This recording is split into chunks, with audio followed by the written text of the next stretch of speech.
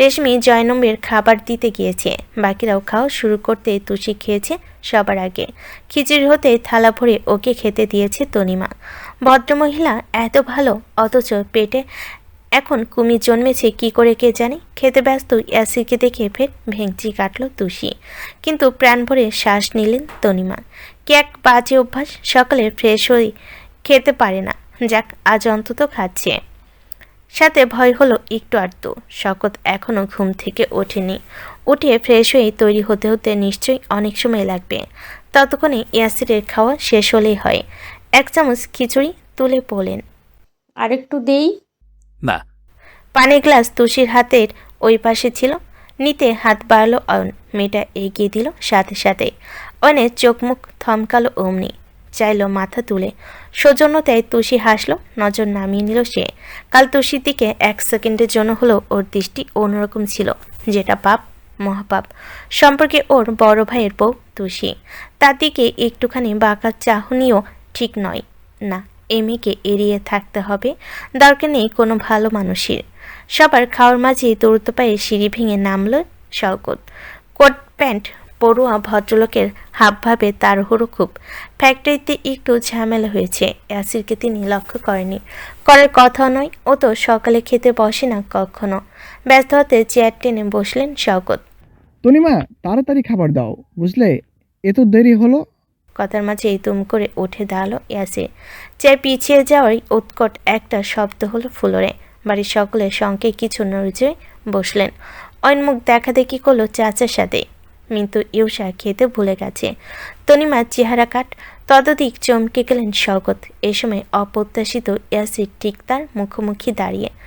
স্তম্ভিত নয়নে স্ত্রীর পানে চাইলেন তিনি। ইয়াসিরের টাটুর শব্দ নেই। একটা খালি প্লেট টেনে চুপচাপ হাত ধুলো।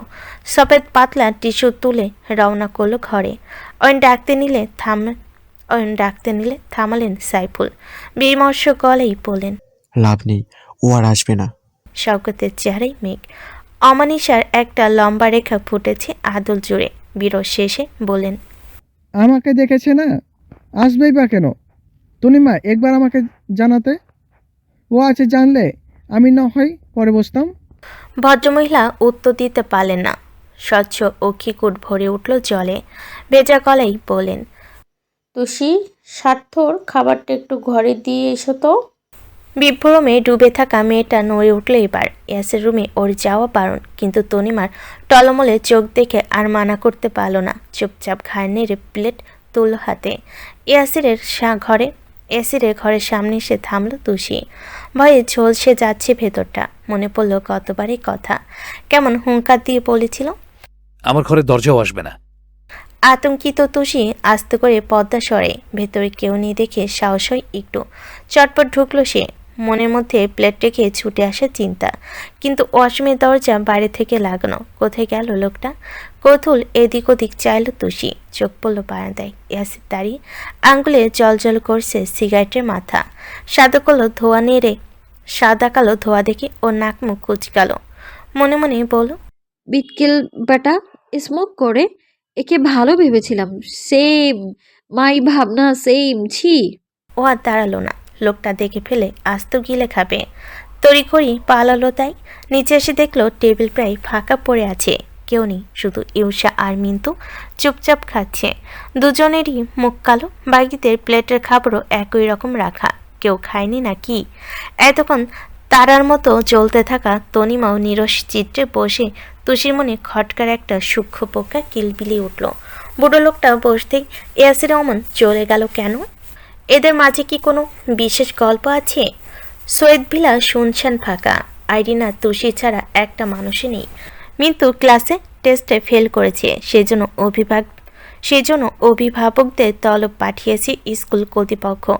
রেহনুমা সাইফুলকেও নেই বলে রেশমিকে সাথে নিয়ে রওনা করেছেন তনিমা। ইউসা ক্লাসে, ইয়াসির থানায়, অয়ন ক্যাম্পেইনে।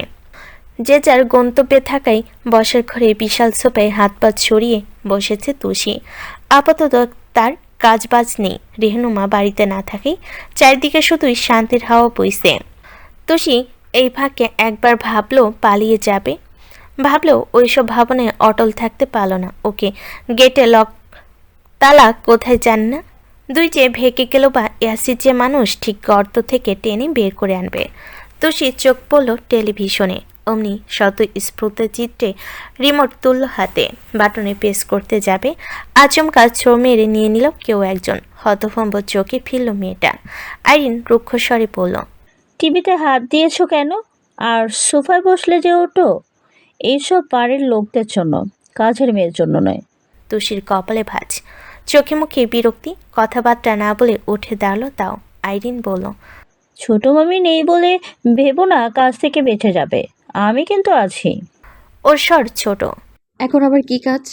কি কাজ মানে? কাজের মেয়ের যা কাজ তাই। মামি যাওয়ার আগে আমাকে বলে গিয়েছে ওনার ওয়াশরুমটা নোংরা হয়েছে, তোমাকে দিয়ে পরিষ্কার করে রাখতে।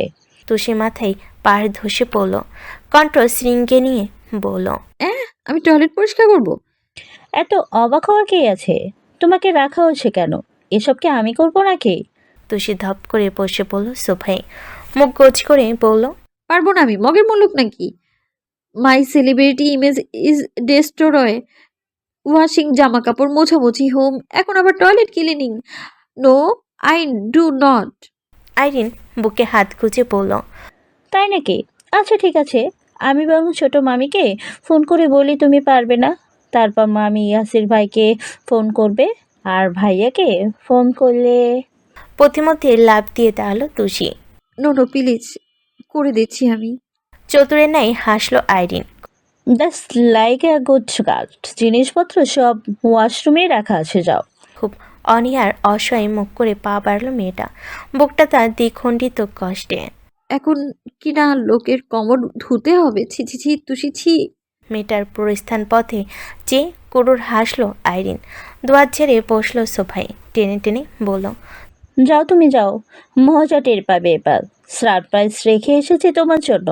তুষি নাকচ বন্ধ করে সোজা ওয়াশরুমের সামনে গিয়ে দাঁড়ালো, মনটা খুব করে বলছে, ঘরে কত দামি দামি জিনিস, কিছু চুরি করে কর তুষি, একটা কিছু চুরি কর। কিন্তু না, আজ আর সাহসে কুলালো না ওসব। বাড়িতে শুধু আইরিন আছে, যদি দেখে টেকে ফেলে এ মেয়ে ঠিক কেস খাইয়ে দিবে। মুখ কালো করে ওয়াশরুমে দরজা ধাক্কা দিল, টাইলসের মেঝেতে ডান পা ছোঁয়াতেই হড়কে গেল সেটা, সঙ্গে সঙ্গে ধপাস করে পড়ে গেল তুষি। ফ্লোরে পিচ্ছিলতায় মাথাটা সজোরে গিয়ে ঠুকলো শক্ত বেসিনের সাথে, প্রচণ্ড ব্যথায় মাগো, বলে চেঁচিয়ে উঠল সে।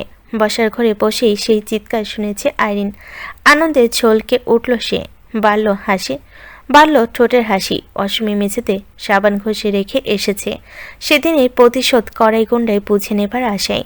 ওকে দিয়ে ঘর মোছানো, গায়ে ময়লা পানি ঢালা, ঠেলা সামলাইবার। তখনই দরজার লককে চাবি ঘন্নার শব্দ হলো, তস্ত ঘাড় ফিরিয়ে চাইল আইরিন অ্যাসিড ঢুকছে, মেয়েটার জল ঝুলে গেল তাতে।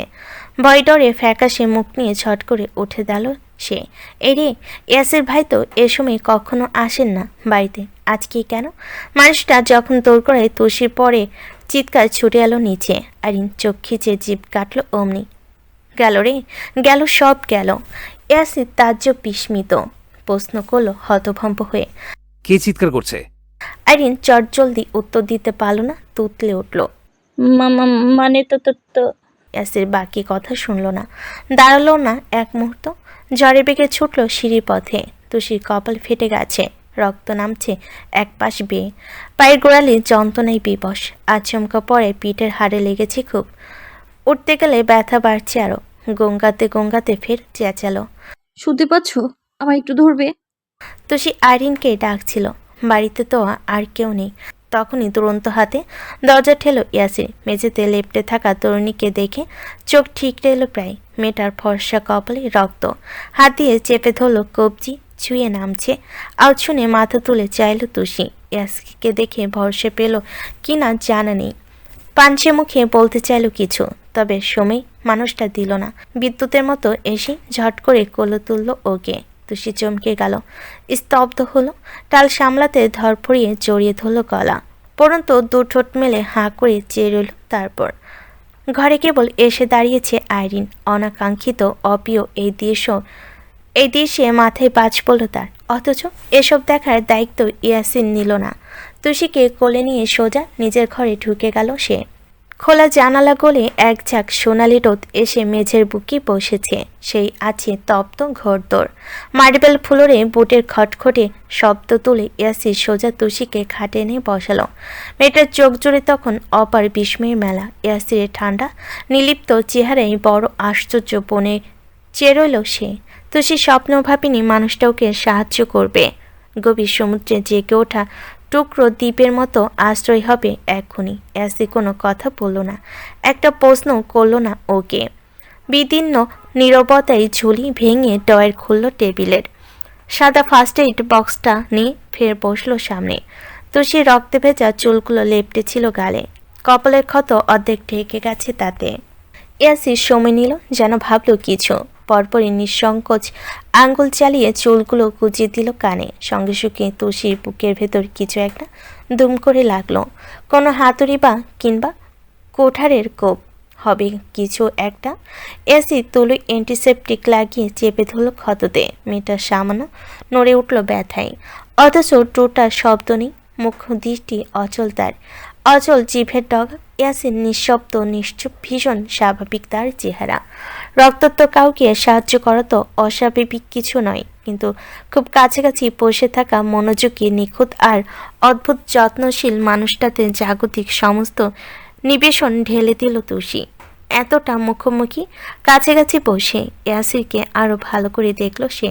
তীক্ষ্ণ গরনের মাঝে দুটো চিকন চোখ, আমরি দৃঢ় চোয়াল, স্থূল ভ্রুয়ের সাথে সোজা ধারালো নাকের ডগা, নিটল ওষ্ঠপুট ঈষৎ লাল, সামান্য উঁচু নিচু, ঠিক নিচের ঠোঁটের ডান দিকে ছোট্ট একটা তিল। তুষির নজর বিঁধল ইয়াসিরের চোখের দিকে, খুব গভীর আর রহস্যময় ভরা।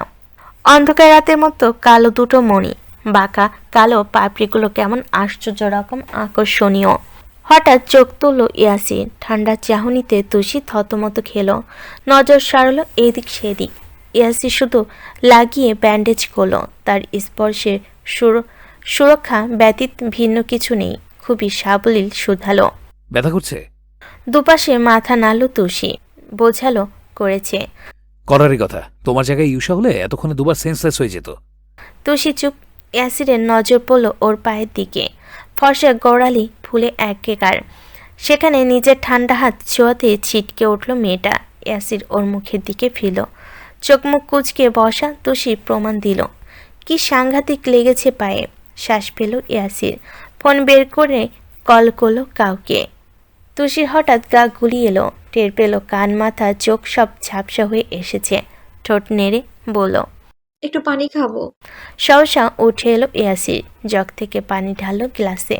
তুষি আদর্শ বসে ইয়াসির গ্লাস এগিয়ে দিল, কাপা হাতটা বাড়ালো সে। শীর্ণ আঙ্গুলের ঠকঠকানি দেখে বুড়বাকাই মানুষটা। গ্লাস ধরার আগেই ঢলে পড়ে গেল তুষি। হতবুদ্ধি ইয়াসির ঝট করে এক হাত দিয়ে ধরে ফেল ওকে। একটা হাওয়াই মিঠাইয়ের মতো তুলতুলে শরীর এসে মিশল ওর বুকের ভেতর, ঠিক বক্ষভাগের মাঝখানে। মাথা ঠেসে পড়ে রইল তুষি। ইয়াসির চমকে গেছে, অবাক হয়েছে, পরপরই গাল চাপড়ে ডাকলো, এই চোর, এই মেয়ে। তুষির জবাব নেই। নেদিয়ে পড়া ঘাড় দেখে জ্ঞান হারিয়েছে বুঝল ইয়াসির। তার শক্তপোক্ত চেহারায় উদ্দে গেল কিছু, অস্থির চিত্রে আশেপাশে চাইল একবার। সে সময় ঘরের দরজায় দাঁড়িয়ে আইরিন, মুখ জুড়ে অমাবস্যা তার। বিমর্ষ চোখে চেয়ে রইল ইয়াসিরের বুকে থাকা তুষির দিকে। ওকে দেখতেই প্রশ্ন ছুল মানুষটা। ও ছোট মায়ের ঘরে কি করছিল? আইরিনের বুক ধরফর করে উঠল, হঠাৎ প্রশ্নবাণে ভরকালো আরও। ঢোক গিলে বলল, আমি জানি না। ইয়াসির দ্বিতীয় কিছু বলল না, বুক থেকে সরিয়ে তুষিকে শুইয়ে দিল বালিশে। আইরিনের গা জ্বলে গেল তাতে। একে পরিকল্পনা পণ্ড হওয়া, তারপর এসব ক্রোধের স্ফুলিঙ্গ বুকে ঠেসে দাঁত কিরমির করে চলে গেল সে। ইয়াসির ডাক্তার ডেকে এনেছে। মাঝবয়সী মহিলা তিনি, তনিমার খুব ভালো বন্ধু। দুজন একই কলেজে পড়তেন। ভদ্রমহিলা ততক্ষণে স্কুল থেকে ফিরেছেন। তুষি জ্ঞান আসেনি এখনো। মেয়েটার অবস্থা দেখি তনিমা খুব উদ্বিগ্ন হয়ে পড়লেন, গায়ে হাত রাখতে আটকে উঠলেন। পরের দফায় তুষি জ্বর উঠেছে, পড়ে যাচ্ছে শরীর। ঘরে তখন 4 জন মোট। ইয়াসির এক কোণে চুপচাপ দাঁড়িয়ে। তনিমা তুষির মাথার কাছে বসেছেন। ভদ্রমহিলা নিজের মতো পরীক্ষা করলেন পাটাকে, বললেন, আমার মনে হচ্ছে ফ্র্যাকচার হয়নি, অন্তত গোড়ালির ফোলাভাব দেখে যা বুঝতে পারছি আর কি। আজকের দিনটা দেখ, পেনকিলার খেলে ব্যথা কমে কি না, না কমলে একটা এক্স-রে করাতে হবে। আর মাথার কাটা দাগটা এত গভীর নয়, সেলাইয়ের দরকার হবে না। আমি ওষুধ লিখে দিচ্ছি, সময় মতো খাওয়ালে হবে। তনিমা বলেন, কিন্তু অনেক রক্ত বের হয়েছে তো, জামা কাপড়ের কি অবস্থা দেখেছিস? সমস্যা নেই, মাঝে মধ্যে অল্প কাটলেও রক্ত বেশি আসে, চিন্তা করিস না। তবে হ্যাঁ, মেয়েটার চোখ মুখ দেখে বেশ দুর্বল মনে হচ্ছে। ঠিক মতো খাওয়া দাওয়া না করে কি ইয়াসির, স্ত্রীর দিকে খেয়াল টেয়াল রাখো। তনিমার মুখ শুকিয়ে গেল। বিয়ের সময় ফারজানা লন্ডনে ছিলেন, তাই ঘটনার আদ্যপ্রান্ত কিছু জানে না। তুষিকে ইয়াসিরের ঘরে দেখে বউ ভেবে নিয়েছেন তিনি। অবশ্য ভুল তো কিছু ভাবেননি, তুষি তো ওরই স্ত্রী। কিন্তু ছেলেটা যে ওকে বইয়ের চোখে দেখে না, কথাটাই আবার কিছু বলে না বসে। শঙ্কিত নয়ন ঘুরিয়ে ছেলেকে এক পলক দেখলেন তিনি, অথচ ইয়াসির কিছু বলল না। দোয়াত বুকে গুজে চুপ করে রইল। তুষি নড়ে উঠল হঠাৎ, একটু একটু করে আলাদা হলো চোখের দ্বিখল কালো পাপড়িগুলো। অস্পষ্ট গঙ্গানি শুনে তনিমা খুব ব্যতিব্যস্ত হলেন, চুলে হাত বুলিয়ে ডাকলেন, তুষি, তুষি। মেয়েটা নিভু চোখে চাইল। ফারজানা প্রশ্ন করলেন সাথে সাথে, এখন কেমন লাগছে তোমার? গলায় স্ট্যাথোস্কোপ আর চেহারায় অভিব্যক্তি। তুষি বুঝল ইনি ডাক্তার। ঠোঁট নাড়ল দুর্বলের মতো। মাথা ঘুরছে। ভদ্রমহিলা কিছু একটা ভাবলেন, পরপরই বমি পাচ্ছে? লাস্ট সাইকেল মিন্স করেছিল কবে? ইয়াসিরের কপাল বেঁকে গেল। তনিমা জিভ কাটলেন আলগোছে। এরে, ফারজানা কতদূর চলে গেছে মিনমিন করে বললেন। আরে এইসব কোনো ব্যাপার নয়। ভদ্রমহিলা হাসলেন। পেশেন্টের মুখে থেকে শুনি নাই, তুমি বলো তো মামুনি। তুষি শেষেরটুকু পৌঁছেনি, নিষ্পাপ কণ্ঠে বলল। আমার তো সাইকেল নেই। ভদ্রমহিলা ভ্যাবাচিকা খেলেন, তাকালেন হতভম্ব চোখে। তনিমা হতাশ চিত্তে মাথা নোয়ালেন হাতের উপর। ইয়াসির মুখ খুলল এতক্ষণে, খুব ধীর অথচ গম্ভীর শোনালো কথাগুলো। এরকম কিছু নয়, আপনি এসব প্রশ্ন বাদ দিয়ে চেক আপ করুন। ফারজানা তনিমার দিকে চাইলেন। পরিস্থিতি নিয়ন্ত্রণে সামান্য হাসলেন রমণী, বললেন, না মানে বিয়ে তো আর 1 মাসও হয়নি, তার আর কি। ও আচ্ছা, ঠিক আছে। আমি তো পেনকিলার দিয়েছি, এখন ব্যথার উপর ডিপেন্ড সব কিছু। অনেক সময় ফোলাভাব বেশি হলে সারতে সপ্তাহখানিক লাগে। তবে ব্যথা বাড়তে থাকলে অবশ্যই হাসপাতালে আসিস, এক্স-রে করে দেখব। আর ব্যথার জন্য জ্বর এসেছে, ওষুধ খেলেই কমে যাবে। এখন তাহলে আসি। ঘাড় নাড়লেন তনিমা। ফারজানা চারকোনা কালো ব্যাগটা তুলে উঠে দাঁড়ালেন, মুচকি হেসে বলেন, ছেলের বউ কিন্তু খুব সুন্দর হয়েছে তনি। ইয়াসিরও দেখতে ভালো। নাতি নাতনি রূপে তো তুই ঝলসে যাবি রে। ইয়াসির চসূচক শব্দ করল। মহাবিরক্ত হয়ে শ্বাস পেল চোখ বুজে। তনিমা খুব অসহায় চিত্রে হাসলেন। উত্তর কি বলবেন বুঝতে পারছেন না। ফারজানা আর কিছু বলতে চাইলেন হয়তো, তবে প্রসঙ্গ কাটাতেই ইয়াসির এগিয়ে এলো, হাত থেকে ব্যাগটা নিয়ে বলল, আপনি আসুন আমার সাথে। ওরা যেতেই তুষি বলল। কোন সাইকেলের কথা বললো বলুন তো? তনিমা অস্বস্তি গিলে বলেন, ওসব বুঝতে হবে না, তুমি বলো তো তোমার শরীর দুর্বল কেন? খাও না ঠিক করে। খাই তো, একটু চিন্তায় আছি তাই হয়তো। এত কিসের চিন্তা তোমার? কবে বাড়ি যাবে ভাবছো? মুখ কালো করে মাথা নাড়ল তুষি। তনিমা গাল ছুঁয়ে বললেন, নিশ্চয়ই যাবে, ওইসব নিয়ে ভেবো না। ইয়াসিনের রাগ পড়লেই দেখবে ও তোমাকে নিয়ে যাবে। এমনি সময় ইয়াসিরের কথায় ভেঙচি কাটা তুষি আজ আর যুক্তি তর্কে গেল না, বসে রইল চুপ করে। তনিমা নরম গলায় শুধালেন, ছোটর ঘরে গিয়েছিলে কেন, তাও আবার ওয়াশরুমে? পরিষ্কার করতে। ও বলল। অবাক হলেন তনিমা। পরিষ্কার করতে? কে বলেছে পরিষ্কারের কথা? তুষি জবাব চটপট। উনিই বলে গেছেন আমাকে দিয়ে ধুয়ে রাখতে। ইয়াসির ঘরে ঢুকেছে তখনই শেষ কথা কানে এলো তার, প্রশ্নগুলো সাথে সাথে। কথাটা কি তোমাকে আইরিন বলেছে? তুষি ফিরে চাইল তড়িৎ বেগে, উপর নিচে মাথা নেড়ে পড়ল। মেঝেটা খুব পিচ্ছিল, পা রাখতে গেলাম আর অমনি ফসকে গেল, এত ব্যথা পেয়েছি। ইয়াসির এসব শুনল না, চেঁচিয়ে উঠল আচমকা। আইরিন, আইরিন! অমন দরজ স্বরে ঘাবড়ে গেল তুষি। তনিমা মিয়ে এলেন শঙ্কায়, আস্তে করে বলেন, থাক ইয়াসিন, ছেড়ে দে, কিছু বলিস না। ইয়াসির শুনবে কিনা বোঝা গেল না। তার চৌকস চোয়ালের তীরতাই দ্বিধায় ভুগল তুষি। আরিন ঘরে গিয়ে ঘুম মেরে বসেছিল। হঠাৎ ডাকে ছুটে এলো মিনিটে। জি ভাইয়া ডাকছিলেন? ছোট মা তোমাকে বলেছে ওকে দিয়ে ওয়াশরুম ক্লিন করানোর কথা? আরিন ঘাবড়ে গেল, ফ্যাকাশে হলো মুখখানা। হ্যাঁ না, যাই বলবে তাতেই বিপদ। তা মাথা নাড়ল কোনো রকম। ইয়াসির ভুরু উচ্চালো। তাই ফোন করে দেখবো ছোট মাকে? আরিন ঢোক গেল। তার অগোছালো চাহনি আর ঘন ঘন জিভে ঠোঁট চোবানো দশা সূক্ষ্ম চোখে মাপল ইয়াসিন। পুরো কণ্ঠে বলল, মিথ্যে বলেছিলে তাই তো? আরিন চুপ, কাঁপছে সে। ফ্লোরে কি মেখেছিলে? উত্তর এলো না। ইয়াসির চিৎকার করে উঠল। কি মেখেছিলে? মেঘের মতো গর্জন শুনে কেঁপে উঠল আইরিন। হড়বড়িয়ে পড়ল, সাবান সাবান। তুষি ঠোঁট ফাঁকা হয়ে গেল। সাবান মাখা ছিল মেঝেতে, সেজন্যই অমন করে আছড়ে খেল। তনিমা স্তম্ভিত হয়ে বলেন, আইরিন, তুমিও ওয়াশরুমের সাবান মেখে এসেছিলে তুষিকে ফেলার জন্য? কি আশ্চর্য, কেন করেছে এমন? আইরিনের উত্তর। ভয় ডরে জবুথুবু চোখের কোণ তুলে বুঝতে চাইল ইয়াসিরের অভিব্যক্তি। খুব ঠান্ডা চোখে চেয়ে সে। এমন নিষ্প্রিয়তা দেখে দ্বিগুণ সংখ্যায় চুপসে এলো মেয়েটা। ইয়াসির শান্ত অথচ কড়া গলায় বলল, আমি মেয়েদের গায়ে হাত দিই না, না হলে এক থাপ্পড়ে তোমার গাল থেকে মারি আলাদা করে ফেলতাম। আইরিনের কান্না পেয়ে গেল। একটা সামান্য কাজের মেয়ের জন্য ইয়াসির ভাই এভাবে বলতে পারলেন? ও আবার বলল, নিশ্চয়ই ওই দিনের প্রতিশোধ নিতে এটা করেছিলে। তুমি নিজে বুঝতে পারছো তুমি কি করেছো? তোমার জন্য একটা মেয়ের মাথা ফেরেছে, পা মচকেছে, ভেঙেও যেতে পারতো। ইচ্ছে করছে এক্ষুনি তোমাকে ঘর ধরে বাড়ির বাইরে ফেলে আসি। শুধুমাত্র ফুপির জন্য করলাম না। কিন্তু পরের বার এমন কিছু করতে যেও না আইরিন। আমার দ্বিতীয় রূপ দেখবে তখন। This is your last warning.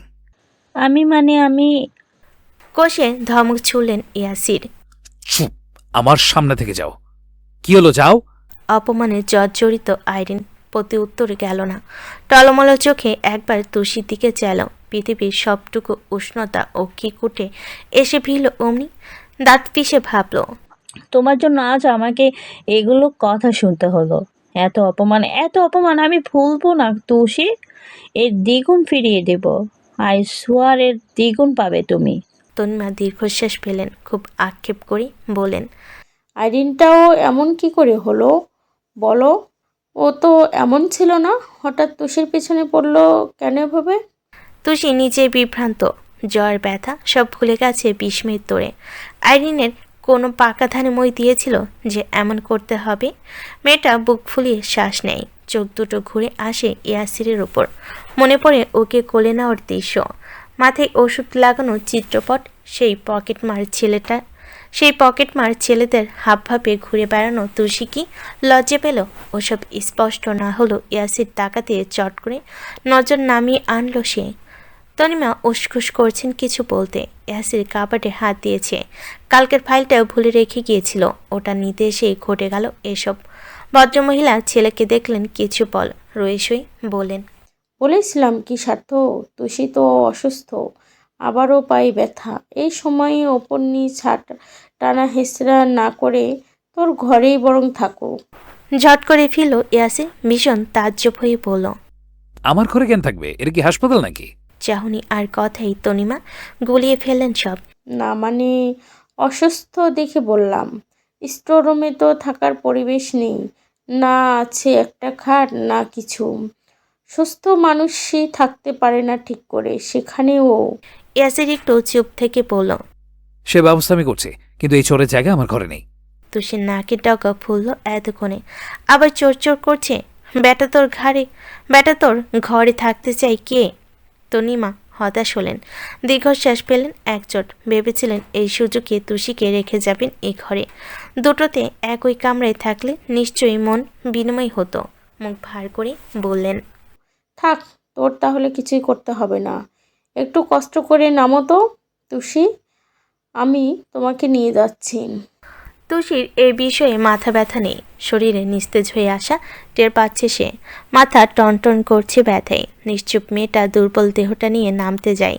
ফ্লোরে এক পা পৌঁছাতে মাথা চক্কর কাটে। ফের পড়তে গেলে ধরফড়িয়ে এসে ধরল ইয়াসির। আবার সেই ঘনিষ্ঠ হলো দুজন। তুষি থমকালো, তাকালো চোখ তুলে। সন্ধি হলো এক জোড়া নিষ্প্রাণ চাহনির সাথে। ইয়াসির ফোঁস করে শ্বাস ঝালো, বুঝলো সে ছাড়া হবে না। তারপর একটু আগের মতোই চট করে কোলে তুলল আবার। তুষি নির্বাক চোখে চেয়ে ইয়াসির হঠাৎ এমন করে ছোঁয়াতে কোথায় কিছু হচ্ছে কিনা কে জানে। তবে বকবক করা মেয়েটার কথার বানে বাদ পড়েছে আজ। এই যে তুষি বাকবিতনটাই যাচ্ছে না, টুর শব্দ করছে না, শুধু চুপটি করে বিস্ময়াভূতের মতো ইয়াসিরের দিকে চেয়ে আছে। মানুষটা সোজা বেরিয়ে এলো, পিছু পিছু এলেন তনিমা। তার ঠোঁটে চাপা হাসি।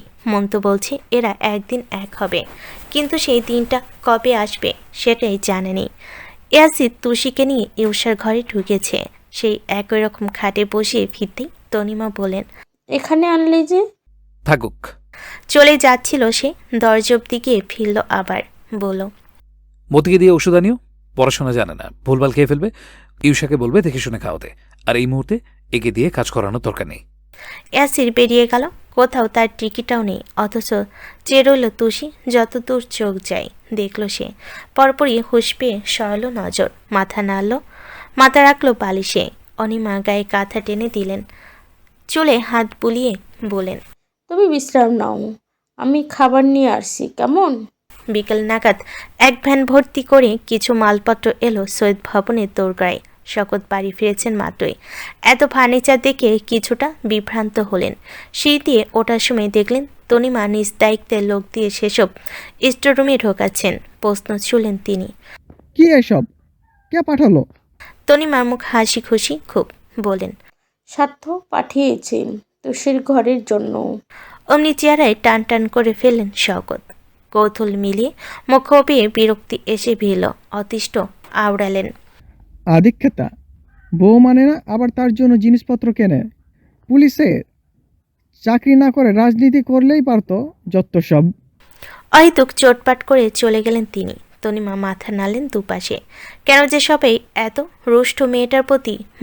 মানুষের সাথে ভালো ব্যবহার করলে কি এমন হয়? তুষির ঘরের জন্য একটা খাট, একটা ছোটোখাটো ওয়ার্ড্রপ আর একটা টেবিল কিনেছে ইয়াসির। লোকজন এসে সেসব ঠিকঠাক করিয়ে দিল। রেশমিকে সাথে নিয়ে ঘরটা নতুন করে ঝাড়মোছা করলেন তনিমা। ময়লার আস্তরণে জমে থাকা রুম বসবাসের দারুণ জায়গা হলো নিমিষেই। তুষি এখন ঘরেই। ইউষা আর তনিমা দুজন ধরে খুব সাবধানে নামিয়েছে মেয়েটাকে। ঘরের চেহারা দেখে বিস্ময়ে চোখ কপালে উঠেছে তার। ততোধিক অবাক হলো এসব ইয়াসিরে কিনে দাও শুনে। তার ওই হতবাক দৃষ্টি হয়তো বুঝে ফেল ইউষা। মাথা ঝাঁকিয়ে ঝাঁকিয়ে বলল, দেখলে, ভাইয়া তোমার জন্য আনিয়েছে। আমার কি মনে হয় জানো, ভাইয়া এখন তোমাকে নিয়ে সামথিং সামথিং হয়। সামথিং সামথিং কি? ইউষা ফিস ফিস করল। অয়ন ভাইয়ের জন্য আমার মাঝে যেটা হয় সেটা। তুষি ফোঁস করে শ্বাস ফেল। তার নিরস মুখ দেখে ইউষা বলল, মাথা ব্যথা করছে? না, একটু পায়ে। ও কথা কেড়ে নিল। পা ব্যথা? আচ্ছা দাঁড়াও, আমি একটু তেল গরম করে আনি, মালিশ করে দিলে আরাম পাবে। এরপর তোমার ঔষধও আছে। তুষিকে কিছু বলার সুযোগই দিল না। দুরন্ত পায়ে ছুটে গেল মেয়েটা। কক্ষে ছোট জানালা সাফি বাইরে চাইলো তুষি। অন্ধকারে চেপে বসা আকাশে দাদির মুখটা ভেসে উঠল হঠাৎ। মেয়েটার বুক হু হু করে অমনি। কতদিন দাদিকে দেখে না, দাদির হাতে খায় না। এই যে আচর, মাথা ফেটে গেল। দাদি থাকলে কেঁদে কেটে ভাসিয়ে দিত নিশ্চয়ই। তুষি উদাস চিত্তে হাসলো। ও কখনো কাঁদে না, যত ঝড় আসুক বিপদ হোক। তুষি আর 5টা মেয়ের মতো ফ্যাস ফ্যাস করে চোখের জল ফেলেনি। মন খারাপ হয়েছে, মাথা বিগড়ে গেছে, কিন্তু নাকের জল চোখের জলে হয়নি। তুষি শেষ কেঁদেছিল ছোটবেলায়, যেদিন স্কুল থেকে ওর নাম কাটিয়ে দিল দাদি। তারপর থেকে তুষি খুব শক্ত একটা পাথর হলো। গায়ে যতই ঠোকা লাগুক চোখে জল আর আসে না। অয়ন বাড়ি ফিরল সবে। ঘেমে নেই ক্লান্ত সে। কুনুয়ের ভাঁজে সফেদ অ্যাপ্রন ঝুলিয়ে চৌকাট মারতেই সামনে পড়ল ইউষা। ওনা দিয়ে গরম তেলে বাটি ধরে নিয়ে যাচ্ছি কোথাও। সঙ্গে সঙ্গে ডাকলো সে, ইউষা। বসা ঘর ফাঁকা তখন। অনে ভরাট জমাট স্বর নিস্তব্ধতায় প্রতিধ্বনিত হলো। চমকে ফিরল মেয়েটা। পুরুষালী প্রিয় মুখটা দেখি হাসি ফুটল ঠোঁটে। ও তুমি কখন এলে? এসেছি 2 ঘন্টা হবে। এতক্ষণ বসে বসে ঘুমোচ্ছিলাম। ইউষা ঠোঁট উল্টালো। দেখিসনি? এভাবে বলছো কেন? হাতে কি? গরম তেল। কেন? তুষির পা মুচকে গেছে, মালিশ করে দেব।